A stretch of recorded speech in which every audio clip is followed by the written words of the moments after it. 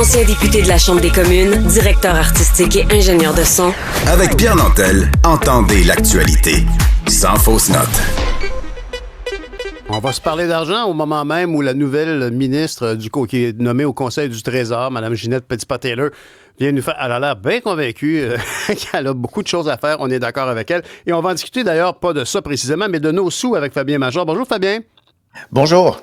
Oui, écoute, en tout cas, j'ai rarement vu des gens qui viennent d'être nommés pour être ministres avoir un discours aussi animé, tu vois, qui sont très conscients qu'il y a une crise autour d'eux, là, puis qui veulent valoriser l'importance de leur nomination. Et j'ai cru lire dans les sous-titres qu'ils exigeaient que tout le monde contribue à la situation, à régler, qu'on soit solidaire entre Canadiens. Je pense que c'est un appel à M. Poilievre pour qu'il change de ton un peu. Fabien, hier, on s'est parlé des placements, des frais cachés, mais par contre, de l'autre côté du spectre, les gens qui sont autonomes, parfois, peuvent faire des erreurs qui leur seront coûteuses. Oui, ça arrive très souvent. Et si c'est pas pour l'année qui se termine, ce sera pour l'année qui commence bientôt. De surveiller des transactions, des choix d'investissement très précis. C'est toujours les mêmes erreurs qui reviennent année après année avec les investisseurs autonomes.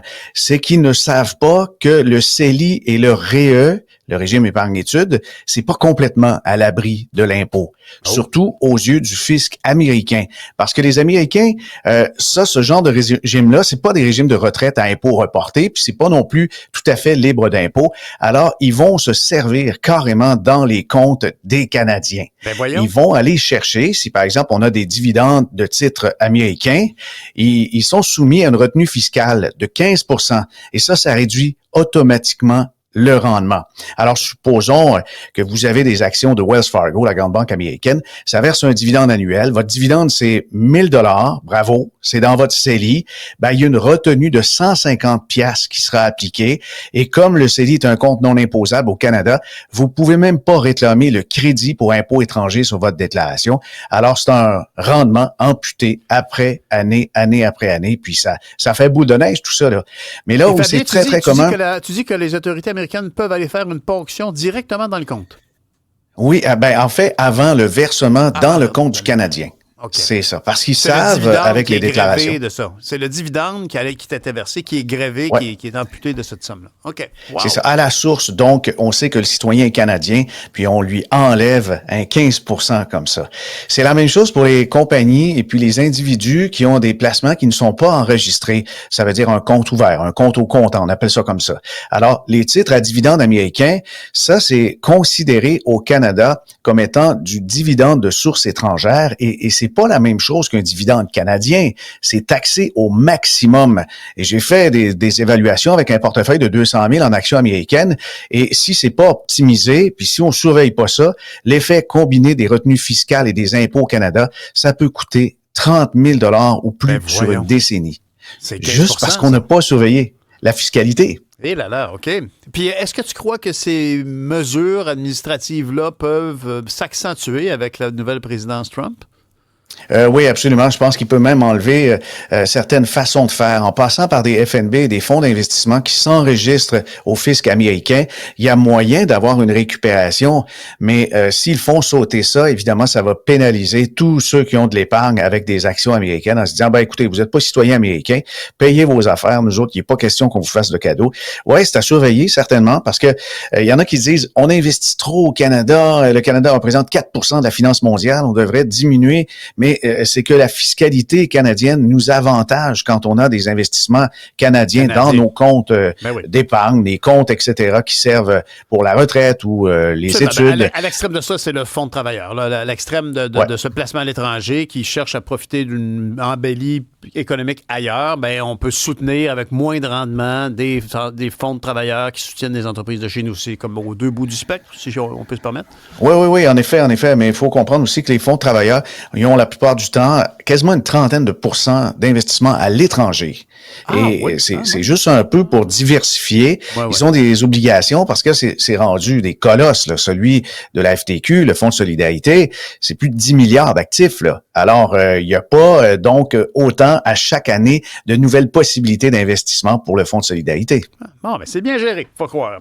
Dis donc aussi, je vais te demander, tu m'as parlé de l'agence Bloomberg cette semaine, et là, les entreprises qui sont au TSX, finalement, ont diminué, si je comprends bien, l'offre d'actions de leur propre compagnie. en général. Exactement. Ça s'est produit. C'est l'équivalent d'un peu plus de 17 milliards, soit 13% de moins que l'an dernier. Mais ça s'ajoute à un phénomène qui est observé année après année. C'est qu'il y a de moins en moins d'activités en matière de premier appel public à l'épargne. C'est-à-dire des nouvelles sociétés qui entrent en bourse. Il y en a eu une seule en 2023, c'est Lithium Royalty. Et puis pour 24, jusqu'à maintenant, ben on a les données jusqu'au mois de juin, puis il y en a pas. Il y a pas de nouvelle entrée en bourse. Ça, alors il se passe quelque chose. Oui, il se passe quelque chose de certain. Je veux dire, une compagnie qui s'en va, comment on dit, des go public. Ils vont chercher, ils vont ouvrir leur propriété à des titres fractionnés, des actions. Et ça, aux États-Unis, les entreprises inscrites à cet indice-là, il n'y a qu'une seule entreprise qui a offert. C'est au Canada, c'est sur le TSX. Il y en a plus, il y en a encore aux États-Unis, mais au Canada, ça fond comme neige au soleil. Il n'y a plus d'intérêt, on dirait, pour entrer en bourse. Alors, ce qui fait qu'il y a de moins en moins de nouvelles sociétés qui peuvent se retrouver dans les poches, dans nos poches et dans ceux des auditeurs. Mais c'est préoccupant parce que effectivement, ultimement, le fait que les actions soient publiques, que tout le monde puisse s'investir pour sa propre retraite, c'est signe qu'il y a une participation citoyenne, que l'argent, c'est pas qu'un club select qui run l'économie. Oui, exactement. Mais la bourse est de moins en moins intéressante pour les entreprises qui trouvent de plus en plus du financement en dehors de la bourse, c'est-à-dire avec des fonds d'anges financiers. Ça peut être aussi des fonds privés. Puis ça, il y en a vraiment une panoplie. De plus en plus de fonds privés s'intéressent aux jeunes pousses et vont déposer le capital initial, vont accompagner l'entreprise pour qu'elle soit de plus en plus grosse. Et certaines n'ont même plus besoin de la bourse pour se financer. Il y en a qui sont gigantesques. Je pense entre autres à la société Mars qui fait les tablettes de chocolat et M&M et aussi qui fait beaucoup de nourriture pour animaux dont la marque Pedigree. Cette société-là, elle est privée. On peut pas investir dedans à moins de passer par certains fonds privés. Même chose avec SpaceX. SpaceX d'Elon Musk, peut-être ça va devenir public bientôt. De toute façon, il peut tirer des ficelles. Il est rendu à la droite de Dieu maintenant. Oui, c'est cela. Oui. Mais pourquoi est-ce que il y a d'autres raisons pourquoi au Canada et puis ailleurs aussi dans le monde, il y a de moins en moins d'investissements qui se fait, de financement par la bourse. C'est que les coûts sont très, très, très élevés. La préparation, le maintien d'une cote à la bourse, ça nécessite des ressources financières importantes. Chaque trimestre est à recommencer. Il faut publier ses états financiers. Il faut rien oublier. Envoyer un catalogue à son actionnaire, là. Ah oui, c'est ça. Et les obligations réglementaires sont très contraignantes. Les entreprises doivent se conformer à des normes très strictes en matière de transparence. Puis des fois, il y a comme une perte de contrôle parce qu'il y a des informations qui sont des informations stratégiques qu'on peut divulguer à la compétition à travers les états financiers. Mais Fabien, tu nous parles de ça à nous, auditeurs de Cube, auditrices, et on est tous, on espère en tout cas que tout le monde peut épargner un peu de sous puis essayer d'aller chercher du rendement. Mais est-ce que cette situation-là, où finalement les capitaux, où l'évolution de l'économie se fait surtout dans un cercle privé et non plus avec les petits épargnants, est-ce que ça préoccupe certains gouvernements? Puis qu'est-ce qu'ils peuvent faire? Non, j'entends pas vraiment de préoccupation, pas du tout. Au contraire, il y a des gens qui sont très proches du pouvoir, qui sont aussi très proches des fonds privés, et ça va donc donner des avantages toujours à un club select. Mais on voit passer ça dans mon métier, on voit des fonds privés, ça nécessite 200-300 000 de revenus annuels ou 1 million en investissement cash. Là. On parle pas de la maison. Puis ces fonds privés-là donnent accès à des entreprises qui sont beaucoup plus payantes que ce qu'on peut retrouver, par exemple, à la bourse. Là.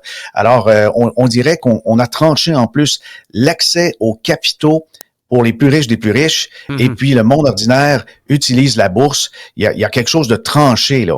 On sait qu'il y a vraiment des écarts de richesse, qu'il y a même des écarts d'accès à l'investissement maintenant.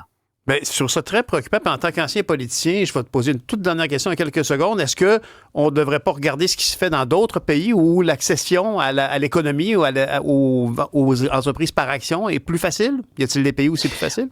Oui, en effet, je pense qu'on va pouvoir peut-être dans un avenir approché inclure dans des FNB et des fonds communs une petite participation, 10, 15, 20% de placements privés pour donner accès comme ça à la population en général à des placements qui sont plus privilégiés et très rentables. Ben, merci, Fabien, de nous vulgariser ces aspects-là de la finance personnelle et étatique. Fait que merci beaucoup, Fabien. Bonne fin de semaine. À bientôt. Salut. Bon week-end.